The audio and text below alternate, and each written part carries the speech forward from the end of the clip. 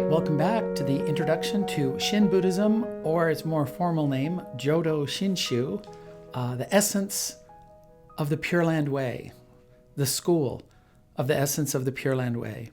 And we went over getting started with these three books. We covered intimacy, introduced that topic in the first lecture.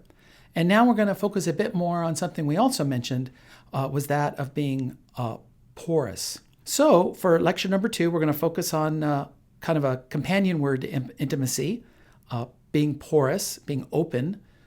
Something that's porous can absorb or take things in. So we're going to move on to lecture number 2. And again, here's that book I like so much, Intimacy or Integrity. Of these three books, if you had to just get one, I would get the Intimacy book. It's very, very good. Thomas Kasulis is a philosopher, and I really learned a lot from him on how to approach life and Buddhist practice. So again, a philosophy and a cultural difference. And here is another image, figure number 1. On the left, we're borrowed the words from Secularizing Buddhism, and we'll have some quotes from that book. The external relationship, where A and B are separate, and the relationship is external, right? It's external to oneself. But what really is going on in life is to really appreciate internal relationships, where there's overlap, where there's commonality. So now we are going to move this book to the side, and we're going to look at this book.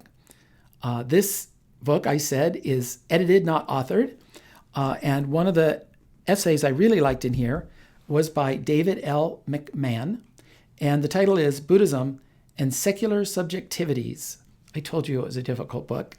In the book, edited by Richard K. Payne, page 61, and it goes like this. This newly constituted modern self is buffered rather than porous. That is, a firmer boundary between self and objects than had existed before. This boundary was porous, and people were more vulnerable to the influence of external things directly. So, we are not as close to nature as we used to be. We view the world as utilitarian. What can things do for me? How can I prosper from things? Rather than seeing them as a means to an end, rather than in relationship to. And so he emphasizes this point in this essay, and I'd never heard it described in this way before, and I thought it was really quite meaningful. So here's another one. Rather than being embedded in a family, community, social order, and cosmos that gives a de facto meaning to their lives, people in the conditions of late modernity are increasingly thrown back upon themselves to continuously figure out and construct who they are.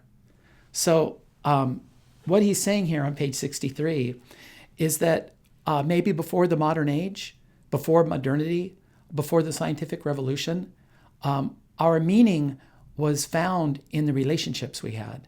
We were embedded in a family, a community, a social order, and the cosmos itself, in infinite reality itself as Amida Buddha. But since that time, its meaning has been thrown back on us. We're independent, we're autonomous, and we're also free to create whatever meaning we want for our lives. But it's very difficult and it's very tiring. You constantly have to generate your own meaning yourself. And we usually do this by the things we buy, the jobs we have, the cars we drive, the things we've consumed is what defines us. The Gucci bag, the leather shoes, the 6K figure.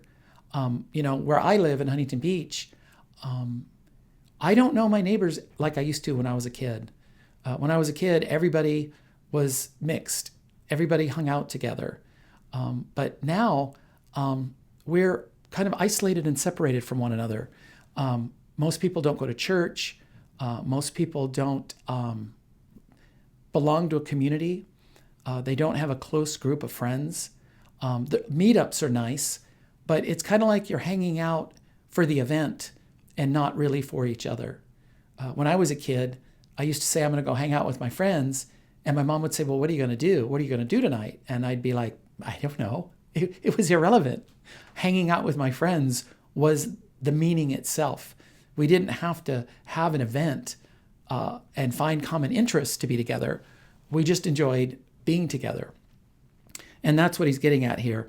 And in some of the other quotes, he says that this can be quite exhausting every day to be responsible for generating your own meaning.